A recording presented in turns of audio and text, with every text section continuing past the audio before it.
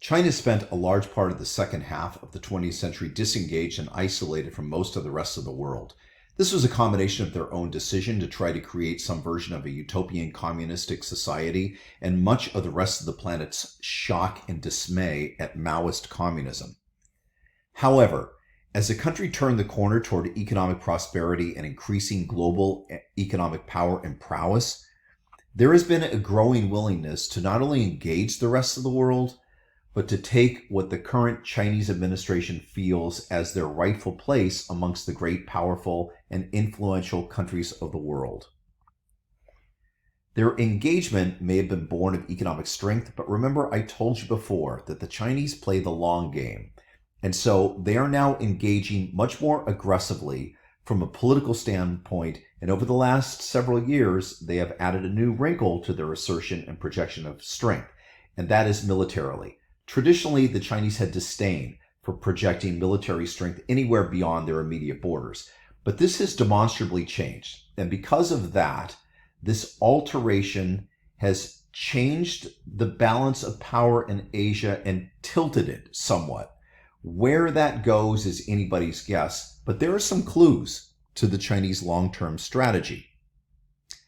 Let's finish this up by looking at a few examples of the Chinese projection of power and strength. But remember, as I go through these things, this has been made possible by the transfer of wealth from one part of the world to another, and much of it because of the desire of the middle class in wealthier countries wanting to have lots of stuff that they were incapable of affording at an earlier point in history. When I was a child, garages had cars in them. Today, they have become our personal storage units. As you can see, this is Hong Kong. It has been an important commercial center, port, and banking center for centuries, which has generated enormous wealth. Hong Kong was a British protectorate until 1997, when it was turned over to the People's Republic of China. What does British protectorate mean? It was a vestige of colonialism, a remainder of the British Empire. During that time, of course, Hong Kong developed into a place that had vast global connections, was democratic, had a free press, freedom of speech, and the residents had the ability to travel freely. Meanwhile, China became an oppressive communist country in 1949 and was isolated and repressed an entire generation of people. When China took control of Hong Kong in 1997, the communists agreed to a system of one country, two systems. In other words, Hong Kong would remain open, free and democratic, but would be attached to communist China. This was to remain like that until the middle of this century. And then, well, who knows? Anyway, at first, the communists in Beijing were basically good to their word. Recently, though, the Chinese Communist Party has been encroaching on the freedoms that Hong Kong has enjoyed. They have begun to clamp down on the freedom of speech, extradition of people being tried in communist courts in China proper rather than in Hong Kong, and the erosion of democracy. The response has been overwhelming, and it's been driven largely by young Hong Kongers who have taken to the streets en masse. During this time of mass protests in China and the communists tightening their control over Hong Kong, there has been increased arrests of the opposition leaders. And as they've done that, some of these opposition leaders are feared to have been brought to China and perhaps persecuted or at least prosecuted in China. The protesters have largely been peaceful, even polite. And in some ways, they've been helped by the pandemic because of mask wearing, which makes it much more difficult to use technology to identify someone. However, the fact that the Chinese Communist Party and the Chinese military and police, the military is known as the PLA, which is the People's Liberation Army, have been willing to increase force and pressure is a sign that they have no intention of backing down and are willing to risk international condemnation to bring Hong Kong to heel. This is tied in a direct line to the increasing economic prowess that the Chinese have gained from that massive secondary sector. What does this show of force mean for other places that the Chinese are interested in, like Taiwan, for example? As mentioned before, China claims Taiwan as a full-fledged part of China and has no interest in anyone telling them elsewise. Most people in Taiwan are pretty much over that. They see themselves as an independent country with no real interest in being hitched to a communist dictatorship, regardless of what guarantees Beijing might make to them. The question in Eastern Asia is rapidly becoming, if China succeeds in Hong Kong, is Taiwan next? The U.S. Navy is constantly active in Eastern Asia, and we provide significant military support to the Taiwanese.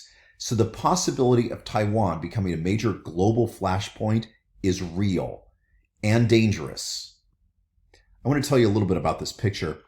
I took this photograph years ago in Taiwan, and it was fascinating to me that these Taiwanese girls were holding dolls that clearly represented Caucasians. At that time, believe it or not, there were really not dolls for little kids to play with that looked like anything other than white people. I remember myself thinking, man, I should start a business where dolls can look like the little kids who are carrying them around. Of course, now we have this, so I missed out on that opportunity. But I thought that was a fascinating thing, the way the world worked, that there was still this heavy Europeanized influence, so much so that little Taiwanese girls were carrying around little white dolls. And what about Mongolia?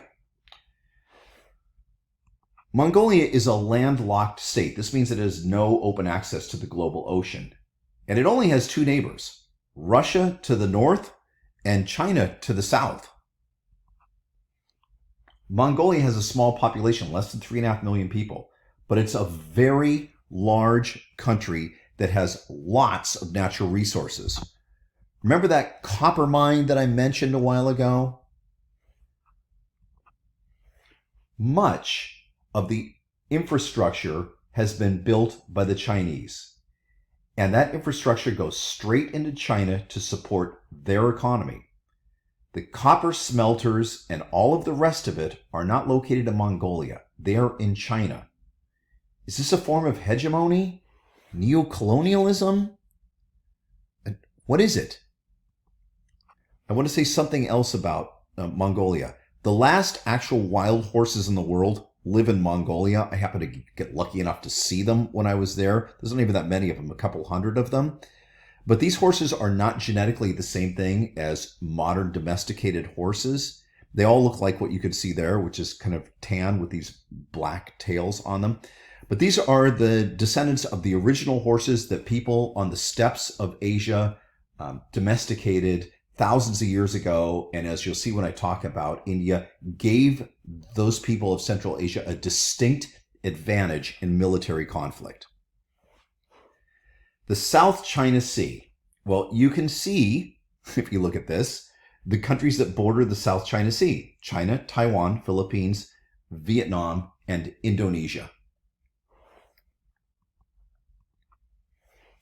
But China claims this area, all of it, as theirs. Much of that area is relatively shallow water and has, underneath the seabed, large reserves of oil, which is obviously the motivating factor for the Chinese to claim sovereignty of that area. They have been constructing artificial islands in the South China Sea. Basically, these are de facto military bases to assert control of the area and claim that oil. The other surrounding countries are not happy about this, nor is the United States. Is this another potential flashpoint? Take a look. This is a Chinese military base on an artificial island in the South China Sea, near the Spratly Islands. Lastly, we have Africa. For obvious reasons, Western countries have touchy relations with many countries in Africa. Those reasons are centered on centuries of exploitation. China doesn't have that. China has stepped into that void and has been funding massive infrastructure projects. Roads, ports, mines, all of these built by the Chinese, almost all of which utilize imported Chinese laborers rather than local labor. The construction projects, which are super expensive, are done as a loan to supposedly help these countries. But when inevitably these countries cannot pay back the loans or maintain their loan schedules, the Chinese have been taking control of the infrastructure they built as payment. That means the resources go straight to feed that massive Chinese economy, and the Chinese do not have the hassle of working with the locals or even the national government in many cases. Do they build these things knowing full well that they will ultimately acquire them? Is that the purpose? And if so, even if not, is this becoming a form of neocolonialism? There are a few tidbits, some food for thought for your consideration. China is growing in power, and they are in the mood to exert that power.